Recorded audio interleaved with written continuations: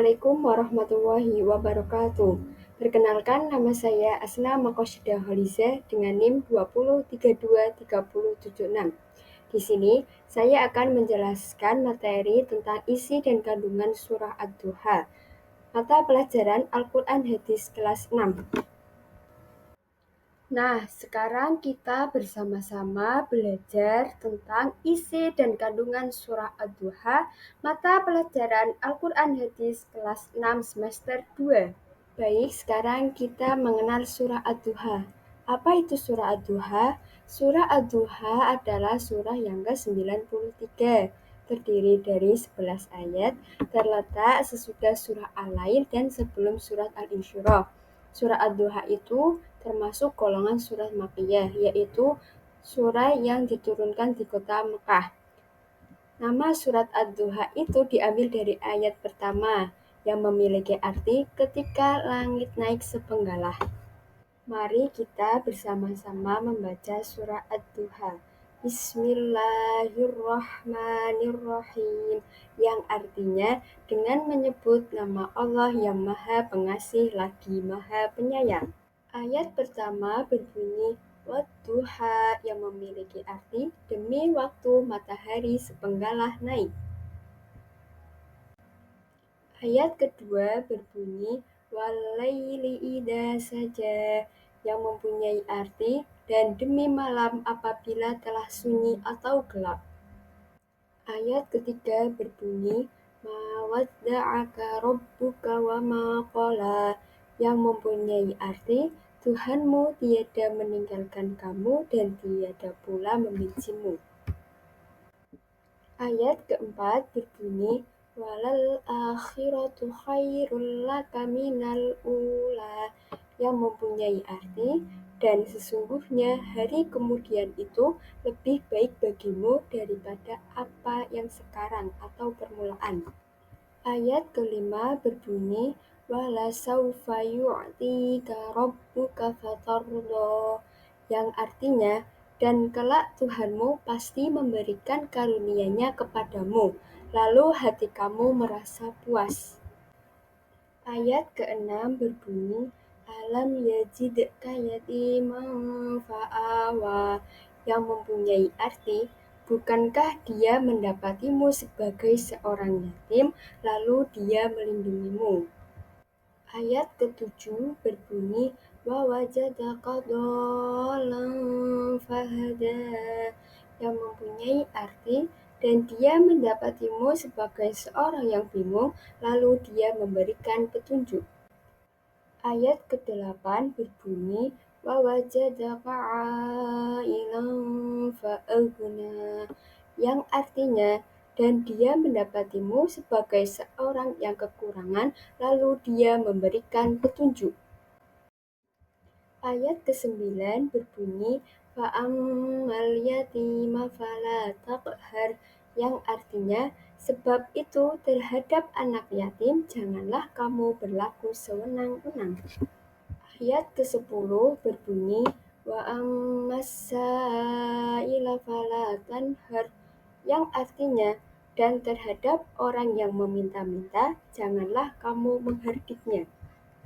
Ayat ke-11 berbunyi Wa amma bi ni'mati rabbika fahaddits, yang mempunyai arti dan terhadap nikmat Tuhanmu maka hendaklah kamu siarkan. Ayat ke-11. Untuk materi selanjutnya yaitu kandungan surah Ad-Duha. Yang pertama yaitu kandungan surah Ad-Duha ayat 1 dan 2. Di sini dijelaskan bahwa Allah Subhanahu wa Ta'ala bersumpah menggunakan dua waktu, yaitu waktu duha dan waktu malam. Waktu duha yaitu waktu matahari senggalah naik. Waktu pagi hari merupakan waktu yang sangat sejuk, sedangkan waktu malam yaitu waktu manusia beristirahat. Nah, pada waktu malam hari merupakan gambaran suasana yang tenang. Kandungan surah Ad-Duha pada ayat ketiga.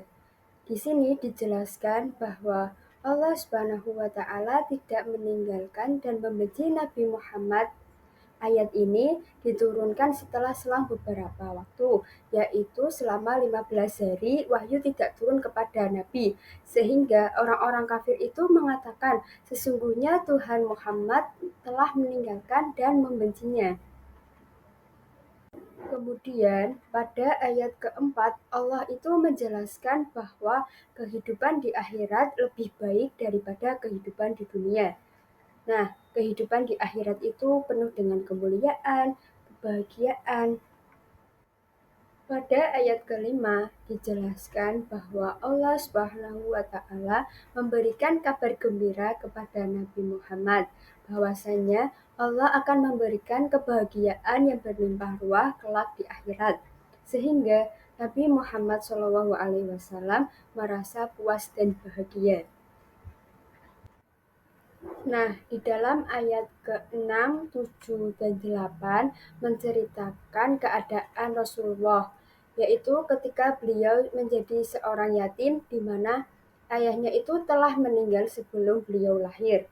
Yang kedua, menceritakan bahwa Nabi Muhammad seorang yang bingung mengenai syariat yang harus dijalankan karena pada waktu itu bangsa Arab peradabannya kurang baik, yaitu sebagai penyembah berhala. Yang ketiga, menjelaskan bahwa Rasulullah itu sebagai seseorang yang kekurangan atau orang yang fakir. Allah memberikan kecukupan harta benda dari berdagang sehingga Nabi Muhammad merasa puas dan bahagia. Pada ayat ke-9 dan ke-10 menjelaskan bahwa Nabi Muhammad telah mendapatkan karunia yang luar biasa dari Allah Subhanahu wa Ta'ala, sehingga beliau Nabi Muhammad diperintahkan untuk melindungi anak yatim dan bersikap baik terhadap orang yang meminta-minta.